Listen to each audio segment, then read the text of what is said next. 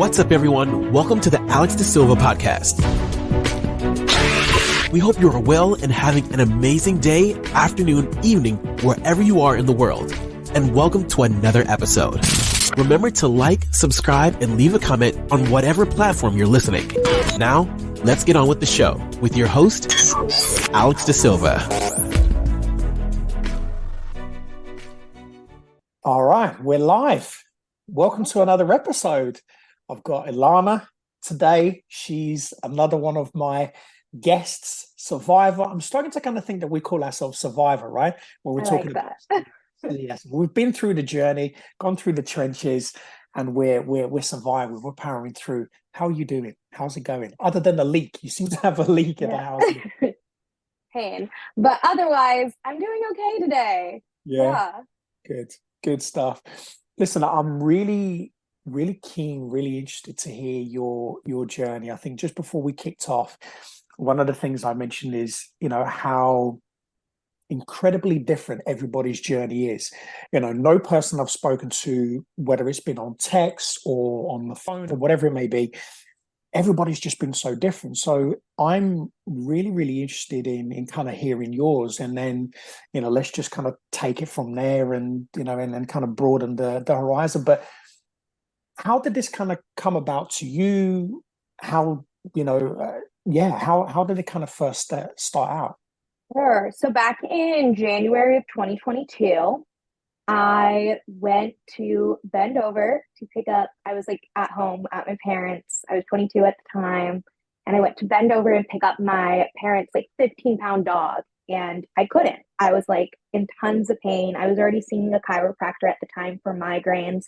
I went, he helped.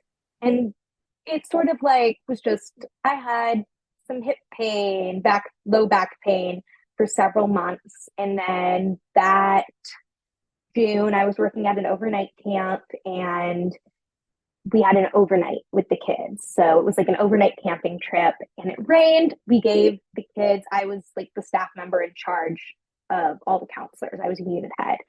And we gave the kids our staff tarp so they could be covered in the rain, because at that camp, like when we go on camping trips, it's usually like a camping under the stars situation.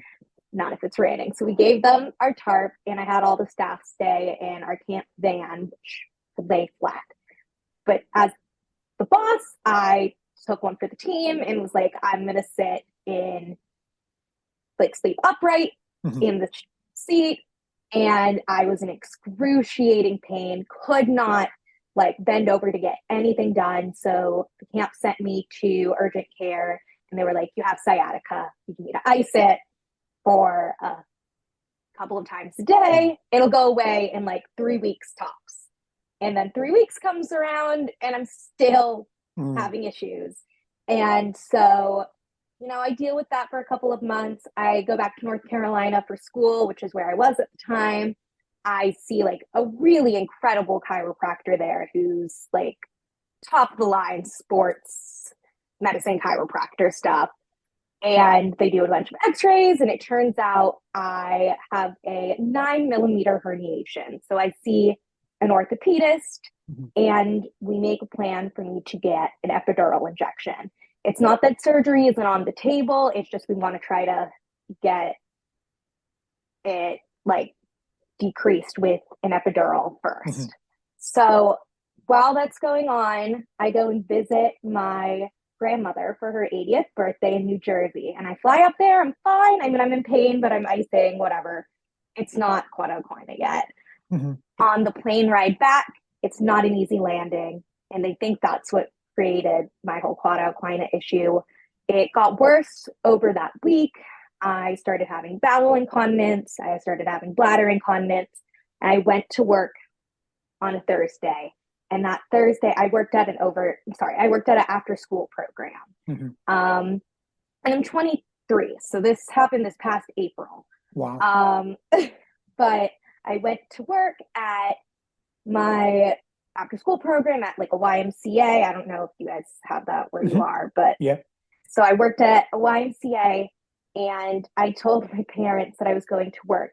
And, my orthopedist had mentioned like previously, like, if you have any incontinence, that's an emergency. You need to do something about it. And I'm going to be honest, I didn't think about it until it was a couple of days of it. And I was like, wait, this is a pattern. This is a problem. And the bowel incontinence definitely, you know, kicked it into my brain. So I mentioned this to my parents, and then I went off to work. My uncle is a ER doctor here in Boston. He is on the Harvard faculty, big shot ER doctor. My mom mentions this to him, and he's telling her, Elana needs to get to the ER immediately, and not I'm in the middle of nowhere, North Carolina. He's like, you need to send her to Durham, where there's a neuro orthopedist. She needs to go to the ER. And I'm at work, so I'm not getting any of these messages. My dad, his sister is a urologist, and she's visiting, oh my God, get her to the ER. So I'm getting all these texts and calls, and I'm like, well, I'm already at work. It's too late. I'm at work. And as I'm at work, my foot starts to drop. And and I'm stumbling around, and I say to my coworker, I'm like, I can't walk right. I need to go. I'm having problems. I say to my boss, I think I need to go to the ER. I'm having some sort of medical emergency. So I leave my car at work. I've organized for one of my friends to take my car back to my apartment, and I Uber to Durham, which is an hour away. And that was probably the scariest moment of my life, because I didn't know, I'm being told oh my God, Elana, you could be paralyzed. You could be peeing and pooping yourself for the rest of your life. And I just didn't know. And I sat in that ER for 6 hours in the waiting room, because they were super busy. It was the Thursday before Easter. So, everyone's seeing their grandparents and their grandparents are not looking great. So they're all taking them to the ER. It was so busy. Finally, I'm there. They do the little finger up the butt thing, and they're the famous finger. Yes. And that test is fine. I'm not retaining any urine. So they're you have partial cauda equina, but we don't need to operate tonight. They said you need to talk to your orthopedist immediately. So I see the orthopedist that Monday. That weekend, my mom flies out. She's taking care of me. I can't move. I cannot move. It gets worse over the next 3 days. And so by the time it's Monday and I see my orthopedist, he's like, we're operating tomorrow. We have to operate tomorrow. So I had surgery. I had a laminectomy and microdiscectomy at my L5, S1 L5, I think. I don't know. I'm not a doctor. And basically I was told, you're young enough that you should recover from this. It'll be fine. I never had any issues on my left side of my leg. I'll say my right leg was an issue. When I woke up from my surgery, it was wild. I was suddenly in so much less pain. I still had back pain, but the issues down my leg were so much better. The saddle anesthesia was gone. And it was so funny. I kept saying for the next day that I felt like I was naked from bottom down, because I suddenly had feeling down there, and I was so extra sensitized because I wasn't used to it after 5 days of having no feeling, in my saddle region and my leg. I felt like I was naked. And so I recovered fine. I mean, it wasn't pleasant. I was in a back brace. All my friends were graduating from college. I was not. And it was a whole thing. And, that was a whole issue. But I went to the same summer camp this summer. I was fine. After recovery, I had 3 wonderful months that I was fine. And then this September, it decompensated. I had just moved to Boston 3 days earlier, and suddenly everything was back. And so I've been dealing with that since. They're trying to figure out what's going on. Yeah. But yeah, that's. So when you say everything is kind of back, so what's happened then? Is it kind of herniated again? What's happened? They've taken 3 MRIs. I've been to the ER twice since moving here. My doctors keep being you're supposed to go more, but at this point I'm having these red flag symptoms all the time. Why do I need, if you want to order an MRI, you order an MRI. I'm not sitting all day in an ER for you to get an MRI of my back. But I'm having pretty regular urinary incontinence again, which was gone after the surgery. Bowel Yeah. incontinence, I'm not. I'm just in excruciating pain all the time. The numbness is horrible. I was totally not able to like walk normally for several months. So the issue is after I went and had surgery in North Carolina, my surgeon did a wonderful job. Like the doctors here were like, oh my God, he did a wonderful job. But he had told me I didn't need to have physical therapy because I was so young. And the doctors here, several of them have said that that's heartbreaking. And that is the issue. So I've been working my butt off in physical therapy for like the last 3 months. And I've gotten a lot of function back in my leg and my core. I need to start pelvic floor physical therapy to hopefully help with other stuff. But I was walking with a cane for a bit here, and that wasn't even an issue before. And I'm 23, so there's like all these things I can't do. I can't sit in class for long periods of time. I can't sit and get any work done. I mean, I can't sit. I need to lay down all the time. I go to the movies with my friends, and we have to get an ADA seat so that I can then stand without blocking people. Do you know what? I feel you. I have these conversations with people sometimes and try to explain, because I think when people look at us physically, they're like, oh, you know, you're looking so healthy and you look fine. And I'm like, yeah, but underneath there's just something that all of a sudden my body goes, I just can't do this. I need to go to sleep. I need to lie down. Like, I need to pee every hour. I need to pee every so I don't pee myself. That's it. Just before we started this, I was like, I need to go for a pee just to be on the safe side, because I know when it comes, it comes.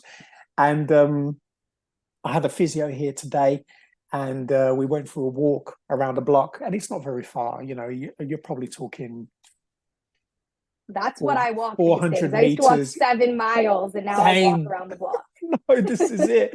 I used to do like same as you. Like I used to do like 10K runs, and I used to do all sorts of, you know, crazy things. And all of a sudden now I'm walking around the block with my physio, and I'm kind of going, man, this is different. This is very different, you know, because my journey started in just September this year. This year. You're new. So very new, very new into this whole thing. And I'm gonna say I'm not young, I'm not old. I turned 33 3 weeks ago. Yeah, I mean, you're young for this. No, not 33, sorry, 43. I turned 43 this year in November. No, you're 25th. young for this. Like, still. Like, you're not supposed to have spinal injuries like this. No, you're not. No, this is it. And, you know, I've always, you know, been very active, like yourself, just to kind of always been from a young age, always been active, always did either martial arts or did some kind of sports or something, you know, like never really had any issues. And this just sucker punched me, you know, just completely out of the blue. Never thought, you know, this would happen. And, you know, it was a sort of a big challenge, you know, really, really big challenge. But as kind of where it's a mental thing too, I think. Massively. I think above anything, one of the scariest thing, which, you know, I'd love to kind of get your take on this, because obviously yours, again, you know, obviously very similar in kind of what we're going through. But even as you were getting diagnosed there, you were talking about, you know, the incontinence, and that was the last thing that happened for me. So what started with me was, because I started to see a chiropractor as well. But in the UK, if I tell any of the nurses or any of the doctors that I was seeing a chiropractor, they roll their eyes. I don't know what it is about chiropractic. A little bit here too. But they don't get the best of reps. But I think especially in this case, which is the first time ever I actually saw one, I think they were a little bit like, why do they keep working on you, considering what they, you know, the scans and everything that they do? Absolutely, why do they carry on doing it? Because, you know, they did say to me, look, you've got a hernia. They told me exactly the disc, and it was the exact disc that was herniated. That was the cauda equina. So there's a big thing around this now. So, but what's interesting, you know, how you're kind of started out, you talked about your foot drop. Mine started first. So for me, it was the sciatica, but it was very, very light to start with. And it was kind of like on both bum cheeks, that I would get like some pain coming through, and then just That above was the awful ankle. for me as well. Yeah. Yeah, just above the ankle. And then all of a sudden it went from just every now and then to then it just kicked off. And it was Were you stumbling? non-stop. Oh yeah. Yeah. That's Because when I knew I had to go to the hospital. yeah, I was stumbling. yeah, it was ridiculous because I had sciatica before when I was younger, when I used to train, and I'd had it before from just doing jujitsu, and I hurt my back, and I got sciatica then, but like the doctors usually say, just ice pack it, do the kind of the physio exercises, and you'll be good in a few weeks. You'll be fine. Never had it again You know what? since. My foot's going numb. I'm just gonna put my background on blurry and stand up. Yeah. No, go for it. Sorry, continue. No, that's fine. These are the things that we need to. Yes. These are the things that people don't understand that we need to deal with on the fly. But yeah, with me was the foot drop that came first, and it started out with my right foot, and then eventually my left one dropped as well. So I basically lost both So feet. yeah, yours was wow. That's Yeah, scary. that I'm is sorry. really That's scary. It was really weird. Yeah, really weird sensation because so the Friday when my right foot dropped, I was in so much pain from the sciatica. I live in an apartment with my wife and my children, and we had just moved back here. So we moved back to this place, and I was just walking up the stairs. My wife came down to help me because I said to her, look, I'm in really odd, like a really bad pain. Can you just come and help me with some stuff? And I'm carrying 2 trays of eggs. And I think there's probably about 30 eggs. So it was like 60 eggs, which is nothing. It's not heavy. And I kid you not, Elana, by the time I walked up, and it's only 2 flights of stairs, by the time I walked up to the top flight, I was in so much agony. I just burst into tears because I've never felt anything like it. And my foot had dropped as well.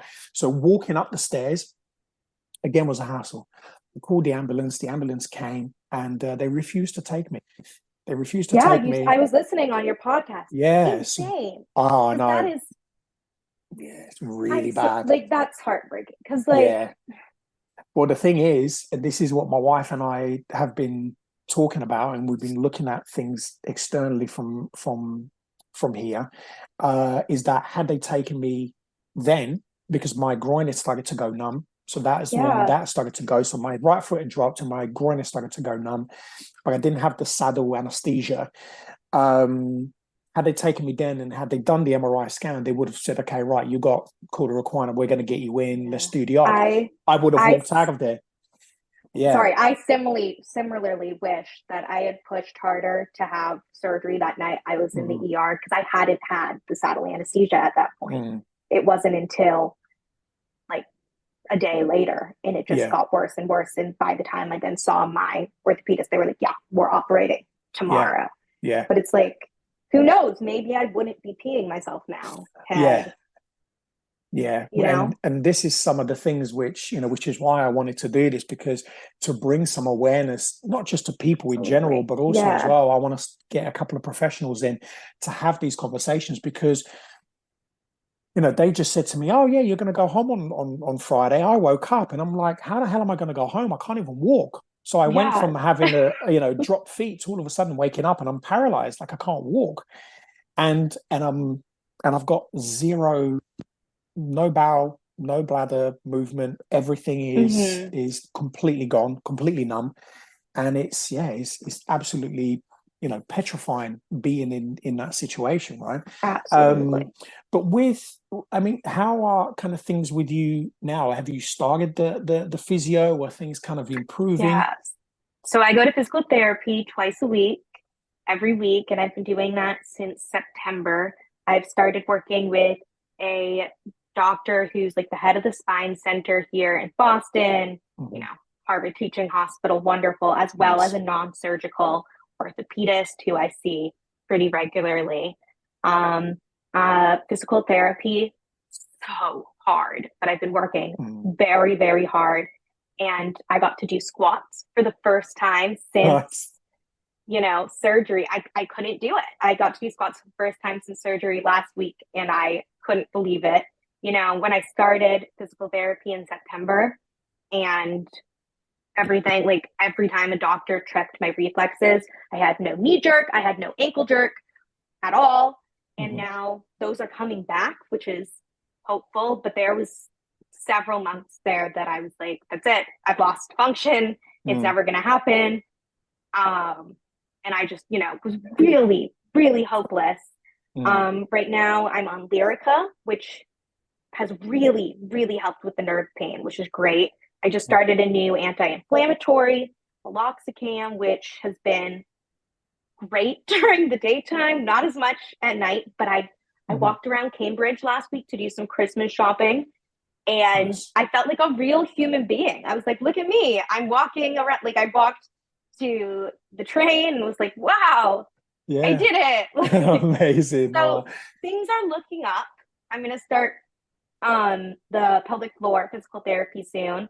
But, you know, there's still some frustration. I had an EMG this past week and they're like, yeah, it looks healthy. I'm like, well, clearly it's not healthy. There's stuff wrong with the nerves. So figure it out, because this isn't it. I think before all of this happened, I was the type of person to be like, the doctors know what they're saying. And I wasn't somebody to be pushy. And this has really taught me, and also listening to your podcast has really taught me, you have to advocate for everything. I mean, everything and anything. And I'm such a non-confrontational person when it comes to this type of stuff that it's not easy, but like neither is laying around hopeless and having nothing to do. So you got to do something, you know? Absolutely. Yeah, no, I agree. And this was the thing with me. I'm very much like you. I'm not a confrontational person. I'm really not, you know, that's not who I am. But as I was starting to kind of see the reality of what was going on, and you know, and that I was just basically being left. And if I hadn't have said anything, I would have just been left there and probably would still be in hospital, still waiting for physio, still waiting for things to happen.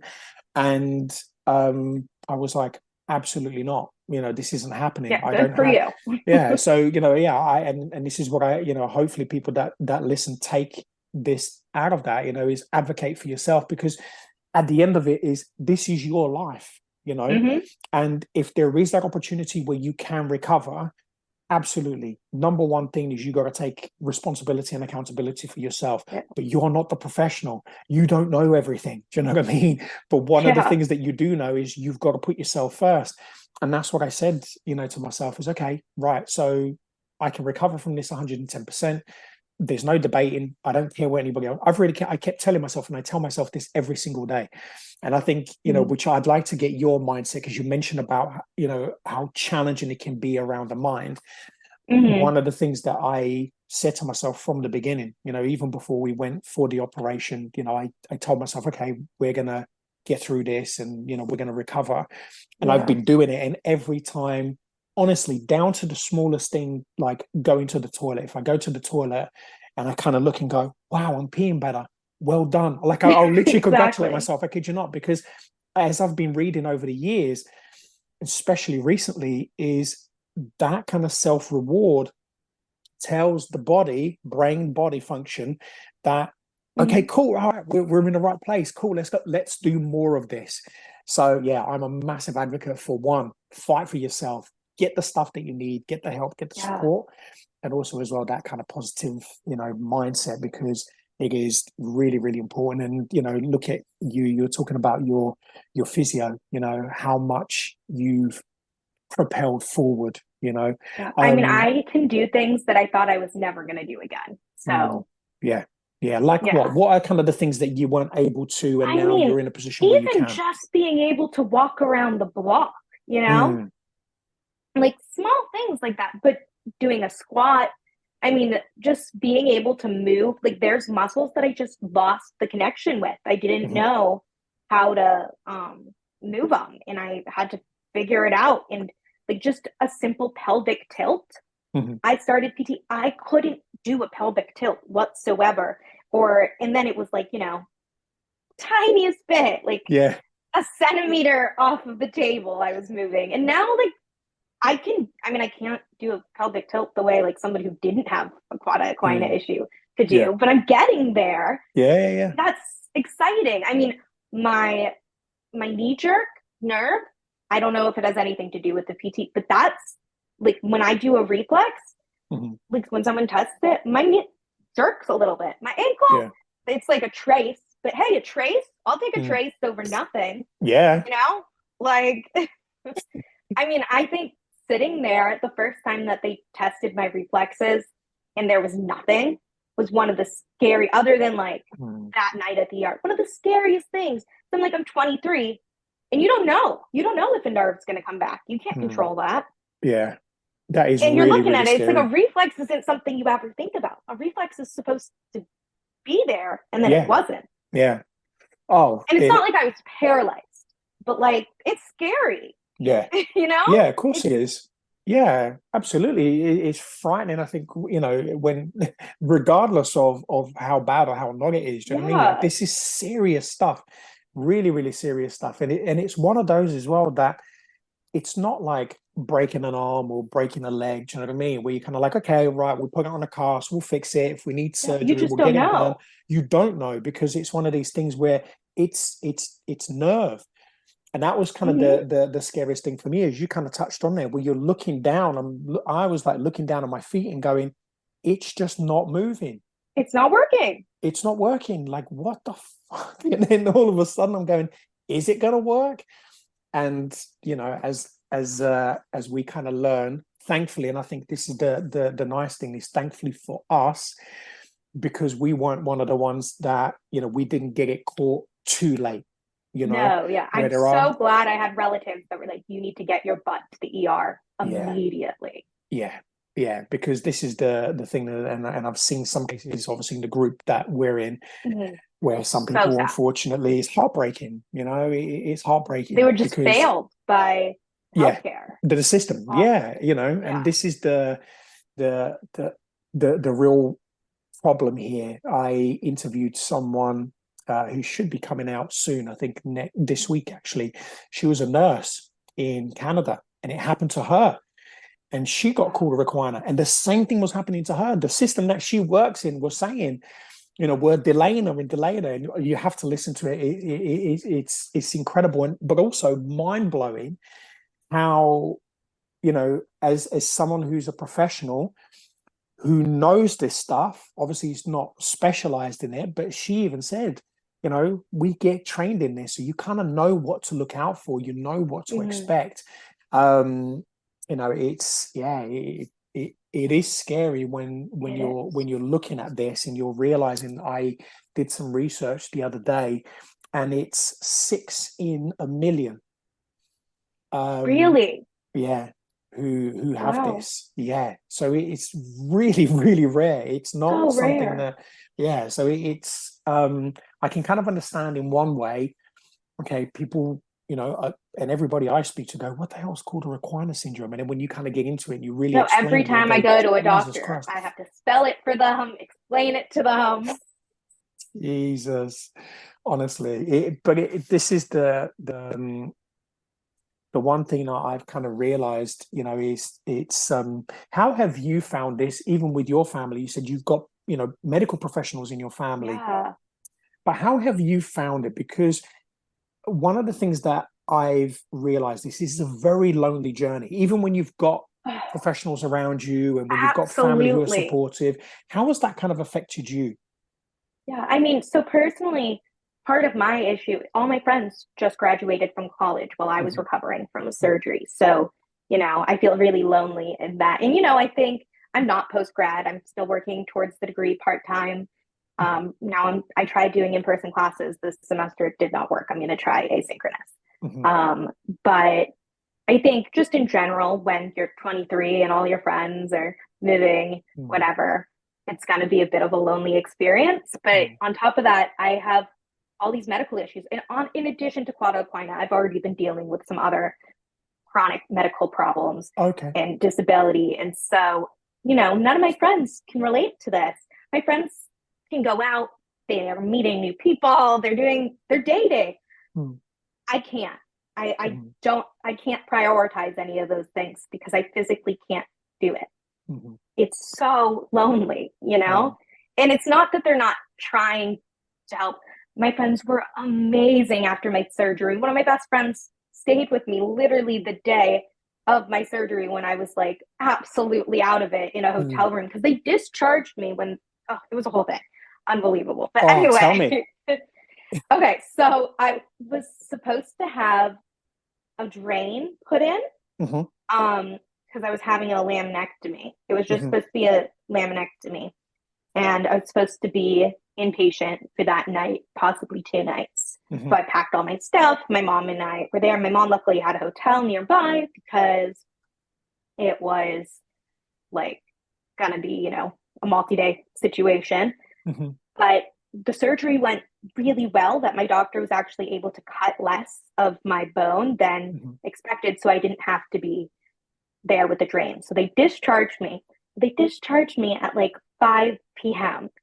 Right. And they sent all of my medications to a pharmacy that apparently closed at 5 p.m. Oh, no. And so my poor mother had to drop me off at the hotel, and I'm like barely functioning, can't do anything, in a back brace, you know, still figuring out how to move very small muscles, like, and you know, on whatever drugs they gave me in the surgery. And they're starting to wear off. And so I'm in so much pain. And so my mother drives to this pharmacy and they're closed. So then she's calling everywhere and everyone, and it's just unbelievable. It took her like 3 hours to get me the meds that I was supposed to have. And at that point, the meds that they gave me during the surgery were starting to wear off, and I was in excruciating pain. Luckily, one of my bestest friends in the entire world happened to be in Durham, which is like an hour away from the school I was at. Her grandparents there. It was Easter. It was like Easter weekend. But so she happened to be in town, and she came and took care of me while my mom was there. But it was just amazing. Like, if you're gonna discharge someone, you better figure out how to get them. Yeah. We had exactly the same. Like, it's just like. Yeah, it's an absolute nightmare. We had exactly the same thing when I was being discharged. But one of the things I did notice is that what they do is they'll tell you that you're going home during the day, but you don't leave until the evening. So you know they'll come around in the morning, say, all right, by the way, we're gonna, you know, you're gonna go home today. And I've seen it happen every single time they discharge someone on my ward or kind of like in my room. And the wife comes in, the children all come in, everybody's there waiting because they're thinking they're going to go, oh, by lunchtime we'll be gone. They're still there until 6, 7 o'clock in the evening. Oh my gosh. Because the pharmacy takes forever to get, you know, just the doctors and, you know, the nurses and just the staff. Unfortunately, I woke up and they were like, oh, it went so well that you get to leave. As soon as you're ready, as soon as you go to the bathroom and we see you can go to the bathroom, you get to go. And I was like, what? I can't go. Like, are you kidding? I can't even go to the bathroom. Like, I could, but it took like 2 nurses to help. It was a whole thing. Oh, God. I was just like, you're letting me leave? What? Oh, man. It's insane, isn't it? This kind of how is it for you now with regards to, do you still have drop foot? Is that kind of come back? Is it all? You know, I don't. That went away as soon as I had the surgery, which is great. Amazing. Yeah. So both feet. I occasionally stumble, occasionally, like, you know, I have issues with it, but PT has really, really helped. So that's more strength than anything else, isn't it? Yeah. Exactly. Yeah. You know, it depends how much I do during the day, how inflamed my back gets, you know, but no more drop foot, which is great. Yeah, good. I mean, I'd say like maybe it's happened a few times, but it doesn't last.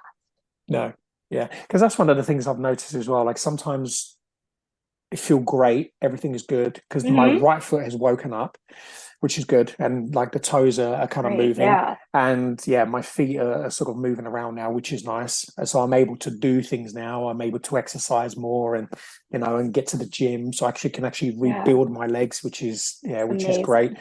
And you're early yet, so it's just going to get better.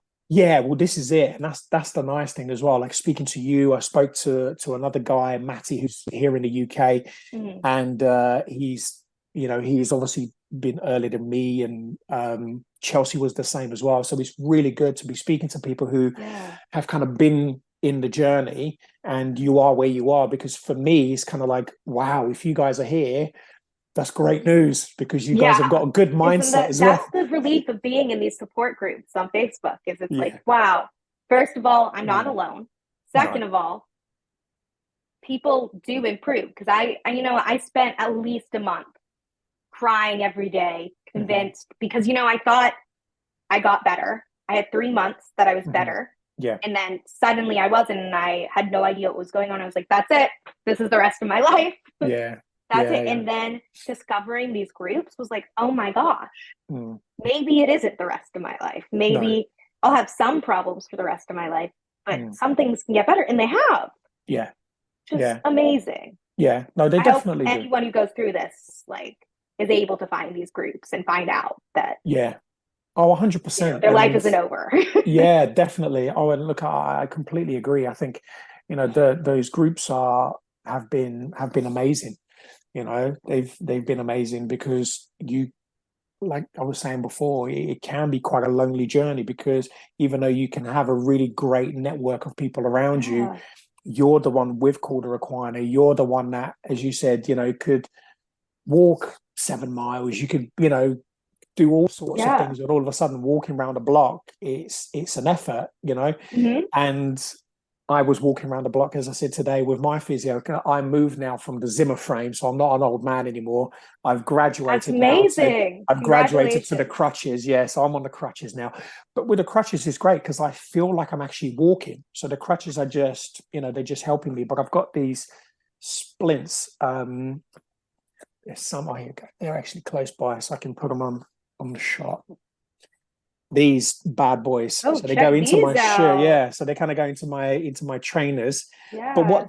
But this here, because it goes onto my shin, Hmm. it's getting on my nerves now because I can't if the pavement is uneven, Yeah. it stops me. If I'm walking flat, I can walk. I'm good to go. But as you know, the world isn't flat.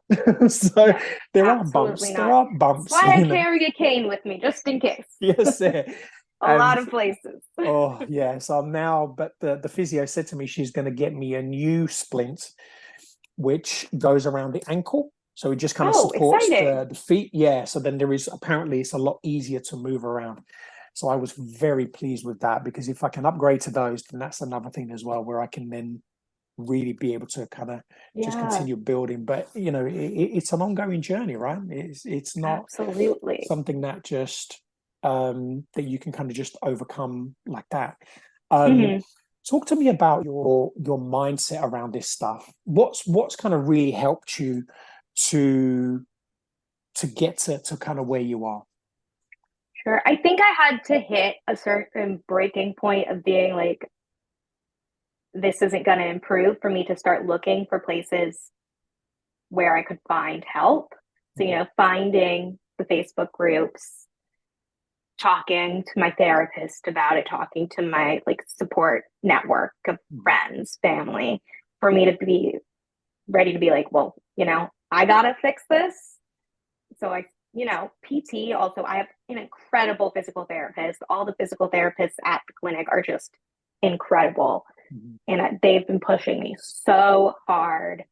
And it makes me want to push myself and do it at home, which Mhm. is great. I think I still struggle some days, Mhm. when I try to get work done, if I try to get anything done and I'm sitting on my computer trying to get stuff, I can't do it. I can't do it for more than 30 minutes. And Mhm. that's hard. Yeah. It's hard to do that. Mhm. Even trying to drive somewhere and your foot goes numb Mhm. and it's my right foot. That's what I use Yeah. to drive. Yeah. That's scary. And I'm like, well, now I can't drive. Yeah. What do I do anyway? So I don't know if I should, but I do. Um, We're uh, all rebels. That's what we are. but it's just, things happen Mm. and, it's hard. Yeah. But, I think watching things get better has been a real relief and has really helped and has made me want to push myself harder. I Yeah. think that first month of PT, I wasn't seeing a lot of improvement. And so it was hard. But then once I was starting to see the improvement, and I was still pushing myself anyways. Yeah. But, getting to see it start to improve was a game changer. Yeah. And do you And think that's just motivated you to do more? absolutely. Yeah. Yeah. Yeah. I think that's important for people to really dial into and really listen, because one of the things that even my physio said today, because she was talking to me about obviously these new splints and the right foot, the left foot. Because my right foot basically went to sleep first. So he got a holiday, he got to chill out, it was good. But the left one was doing all the work. So it was carrying me around up until it got to Monday, and he went, I'm fucking done. I'm not carrying you anymore. I'm going to sleep. So post-op, the right foot came to life after some time. And now it's it's getting there. It's not as kind of strong as it used to be. My toes are definitely moving as hell of a lot better than before. But the left one is like, I'm going to sleep and I'm going to relax and I'm going to chill out. Like, I started to think to myself, this is how I talk to myself, by the way. And I was like, cool. All right. So you're going to have to wake up at some point, because I need you to. Like, we are not, I don't have the luxury of. That's how I had to get to a point that I was like, this is going to need to change, because I can't do this any longer. Yeah. Good. And do you think that helped, by telling yourself, okay, we're not doing this anymore, like things have got to improve? Absolutely. Do you think that kind of giving yourself that signal, giving yourself that kind of self-talk helped your body to kind of go, oh, okay, so we're not finished then? I think so. Yeah. Because I think, like I said, I thought everything got better, and it was for a few months. And so, the whole time, those first 5 months post-op, I was like, yeah, I'm going to get better 100%. Like, it wasn't even a question. I was going to get better. And then when it suddenly got worse again, that's when I got into that place that I was like, that's it. This is the rest of my life. But once I spent a month being like, this is the rest of my life, that's a dark place to be. And it's hard to feel like that. And so once I was there and I was like, yeah, no, can't do this the rest of my life, that's when I started to be like, yeah, I got to do these PT exercises at home. I've got to do everything that I can. I got to push the doctors. I got to do everything I can so that I'm not, an old lady for the rest of my life. I'm 23. I walk slowly when I'm in pain. I'm not allowed to take big steps because that arches my back, and then, it creates problems. So I still feel like an old lady sometimes, but less of one.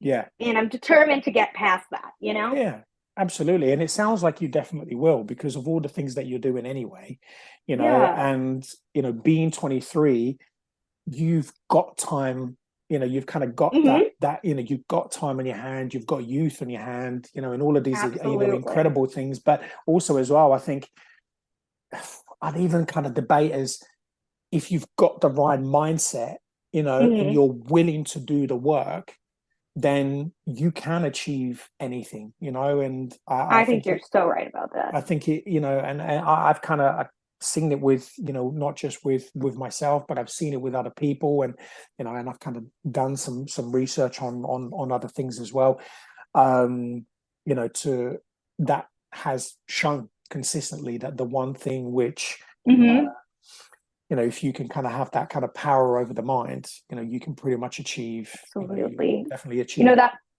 first month or so when the symptoms came back, September, yeah, my mother was constantly like, she's amazing. She was constantly like, you don't know, it could get better. And I was like, yeah, I don't think so. I don't think these things get better. And it made me so mad that she was like so positive about it too, especially because like in my family, we joke, like she is such a pessimist about everything. And I'm usually the optimist, but I just, like totally lost that. And she's right. Like when you start thinking about it, like there's no reason to not hope, because if you hope, there's a chance. Yeah. Yeah, absolutely. And one of the things that I also realized is, what's the worst that can happen? Because you're not going to get any worse than this. You know, like things aren't really going to get worse than this. So So there's no hoping, reason not to hope, not to this try. is it, right? So you can, if you Yeah, try and things start to get better, then, you know, why not give it, give it a exactly. go, right? And make it happen for yourself. And what's kind of the journey for you, I guess, moving forward, you know, with kind of where you are? How long have you got left with regards to college then? Because if you're not able to kind of be in class and now so are you kind of doing things at home and online? Is Yeah, I'm that kind of how doing you're going to finish off? asynchronous classes Hmm. online next semester, which hopefully will go well. I had to drop both classes that I was taking this semester because they were in person, and I just, Hmm. even with like the accommodations I had happening, I wasn't going enough. And also, I just like papers are really hard to do because I can't. First of all, I have ADHD and they're already hard. But second of all, they're they're practically impossible. When I sit down, I get myself all ready to get work done, and then I have 15 minutes to get work done before that's it. I can't sit there any longer Yeah. because I can't focus because I'm in so much pain. Mm. You know? Yeah. And also Um, everything that you usually do normally without thinking takes 3 times as long. no, I like cannot express to you how much dishes have become such a problem in my life, like getting my dishes washed.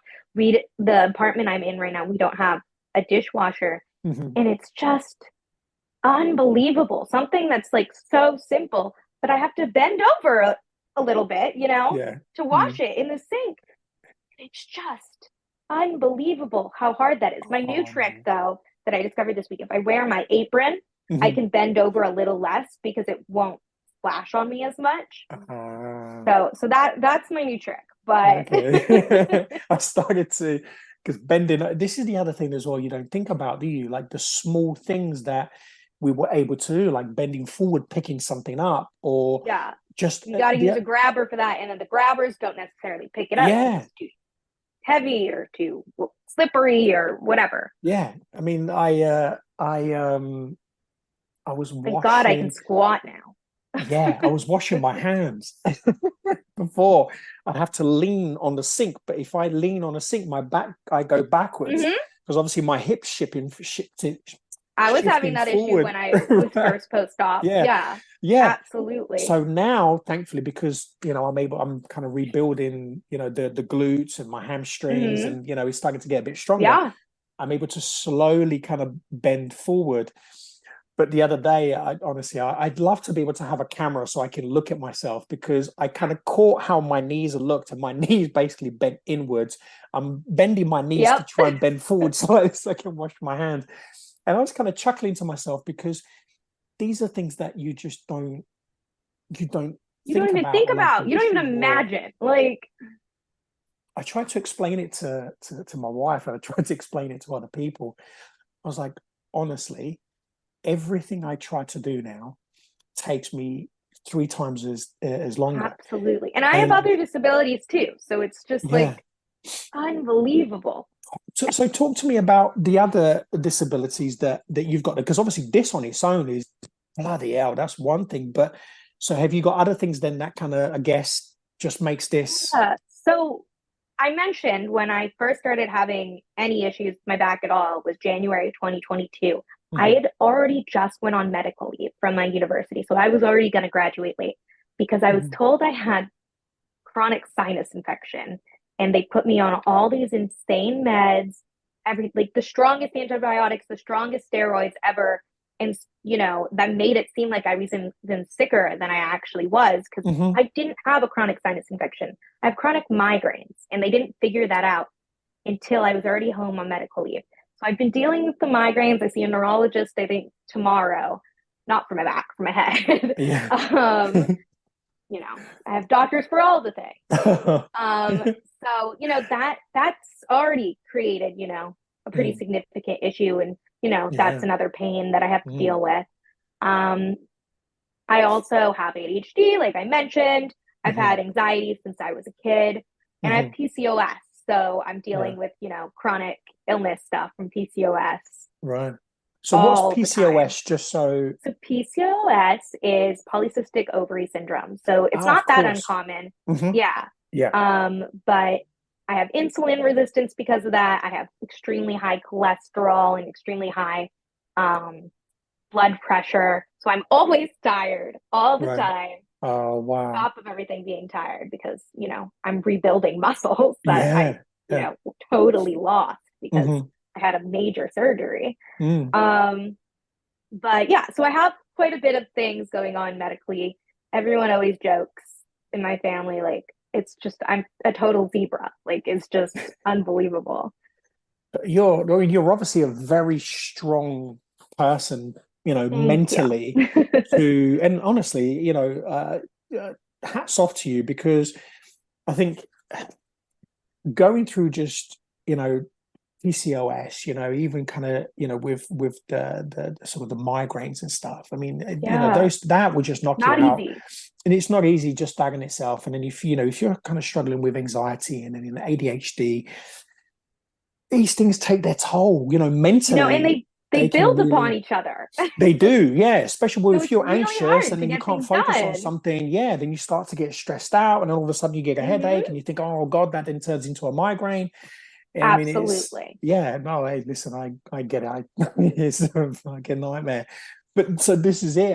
This is where I really want to commend you, for kind of your strength Thank really you. and your positivity because you are very positive and you are very optimistic, even though I you're kind try of, to be. yeah. But look, fair play to you. And then one of the things that I'd encourage you is don't ever give that up, because I think that's a superpower. I really Yeah. think it Like is. I said, I think I lost it for a month and I discovered, there's no reason not to be hopeful Yeah, because then you've got nothing, yeah, you know? absolutely. Yeah, absolutely. And with what you've also discovered by going into that dark place, Hmm. is that okay, I've got two choices now. I'll either go deeper into this dark place Yeah, or I'll get myself back into that light and keep having that hope, keep having that faith and courage absolutely. and just I guess keep doing the work, Yeah.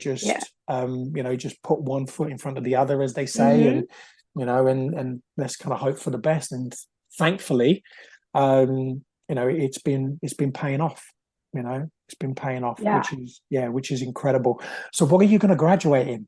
What's I your have no degree? idea. It's gonna take a while. At this point, there's a lot of days that, like, especially when I ended up dropping.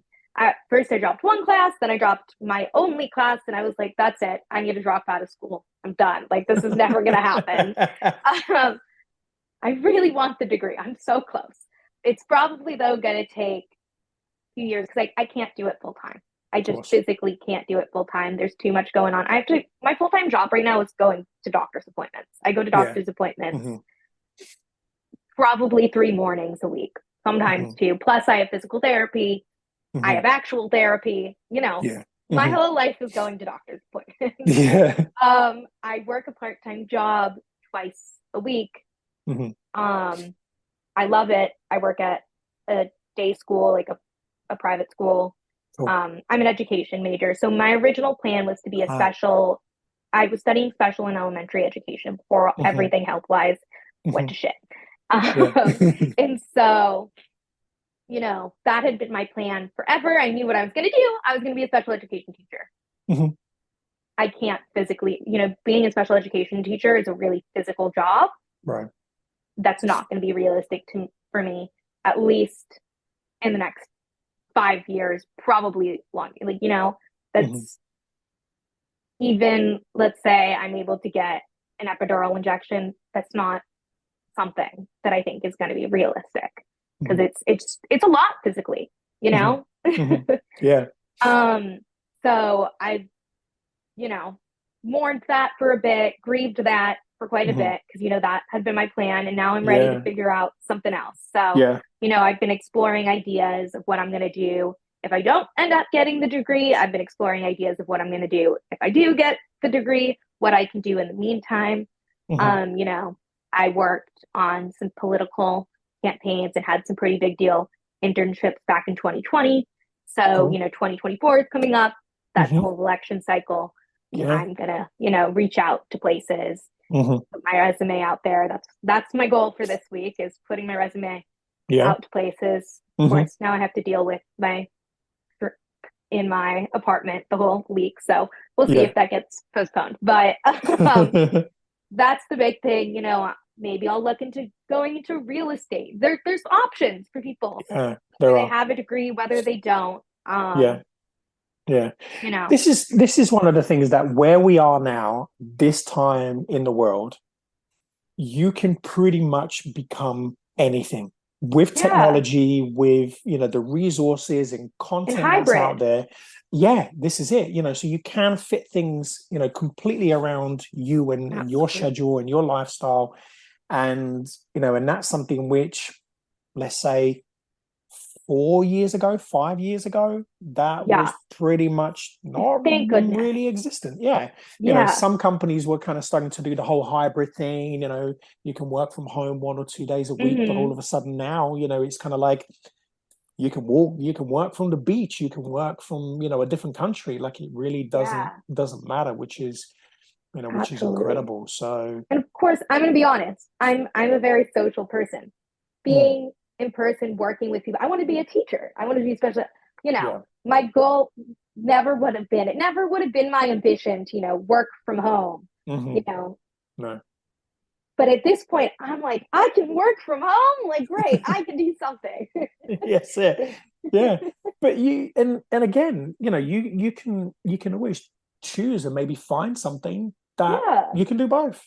You can do exactly. both. I think this is one of the Like I said, things I I've kind work of twice discovered. a week for a couple of hours, and then I get my fill of being like, there we go, I'm fulfilled. I've worked That's with it. kids, I've worked with people, I've, gone out of the house.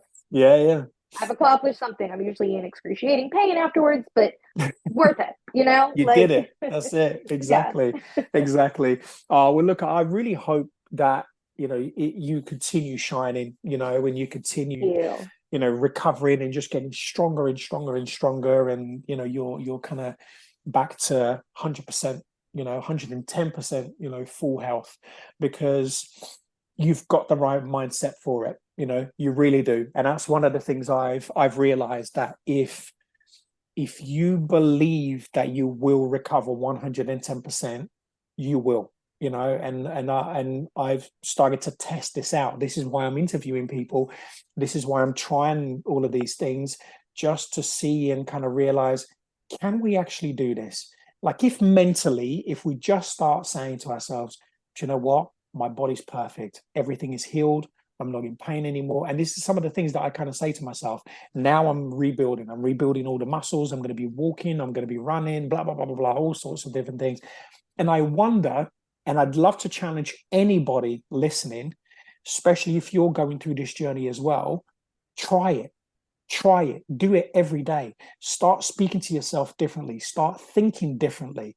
And start to, as you've seen, Ilana's journey, you kind of went through that dark time and you pulled yourself out because you're like, wow, this is going to take me somewhere I really don't want to be, Hmm. and where you are now, you seem so optimistic about things and you're seeing the results as well, which I think that's really, really important. Um, any final wise words? I think, just reiterating that you got to be optimistic. There's nothing, you don't have any other choice. Yeah, yeah, that's Also, true. you have to advocate for yourself. Yes, yes, 100%, 100%. Don't be the victim in this. Yes, It's hard. We're all in this together. It is hard. It is a very lonely journey, but remember that you are the victor. You are the warrior in this. And I think, and yeah, please back me up on this if you can relate. One of the things I've realized is, man, this builds strength. You know, you've got to be a strong person to get absolutely. through this, right?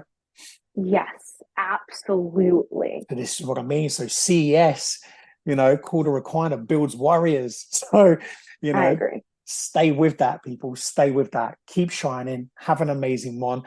Elana, honestly, thank you so much for coming on today.